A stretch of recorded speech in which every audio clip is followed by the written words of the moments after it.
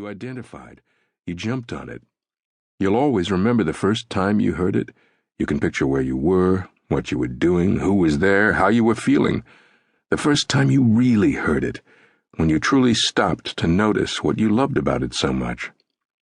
Or maybe it took the appreciation of being an adult or being a parent, or just finally growing out of what you thought you liked so much about all that head-banging stuff you used to listen to.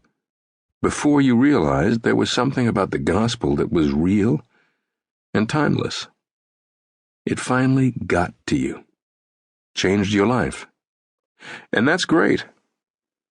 But unless we're missing our guess, your life and the gospel probably haven't always felt in sync on a lot of days, in most of the years since. After the emotional scene with the trembling chin and the wadded-up Kleenexes, where you truly felt the weight of your own sin and the Spirit's conviction, you've had a hard time consistently enjoying and experiencing what God's supposedly done to remedy this self-defeating situation. Even on those repeat occasions when you've crashed and burned and resolved to do better, you've typically only been able, for a little while, to sit on your hands, trying to stay in control of yourself by rugged determination and brute sacrifice, which you sure hope God is noticing and adding to your score. But you'll admit, it's not exactly a feeling of freedom and victory. And anytime the wheels come off again, as they often do, it just feels like the same old condemnation as before. Devastating that you can't crack the code on this thing, huh? You were pretty sure that being a Christian was supposed to change you, and it has.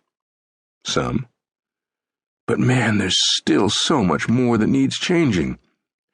Drastic things, daily things, changes in your habits, your routines, in your choices and decisions, changes to the stuff you just never stop hating about yourself, changes in what you do and don't do, and don't ever want to do again. Changes in how you think, how you cope, how you ride out the guilt and shame when you've blown it again.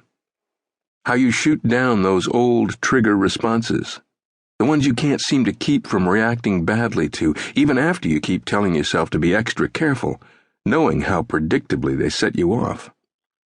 Changes in your closest relationships, changes in your work habits, changes that have just never happened for you before, the kind of changes that, if you can ever get it together, might finally start piling up, you think, rolling forward, fueling some fresh momentum for you, keeping you moving in the right direction.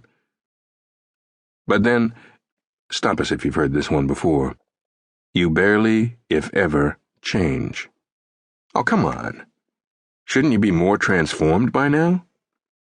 This is around the point where, when what you've always thought or expected of God is no longer squaring with what you're feeling, that you start creating your own cover versions of the gospel, piecing together things you've heard and believed and experimented with, some from the past, some from the present.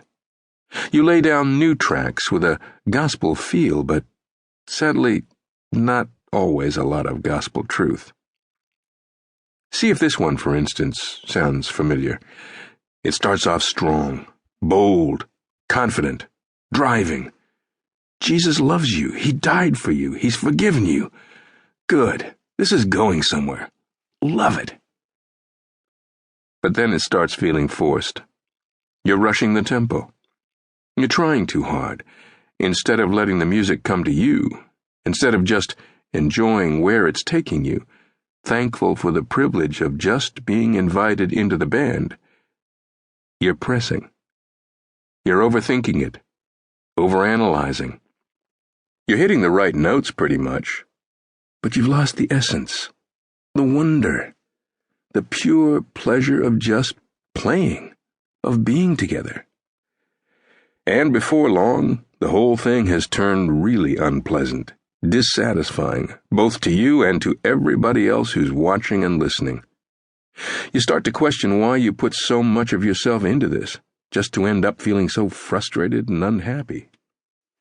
Seems as though trying to be good is too much work.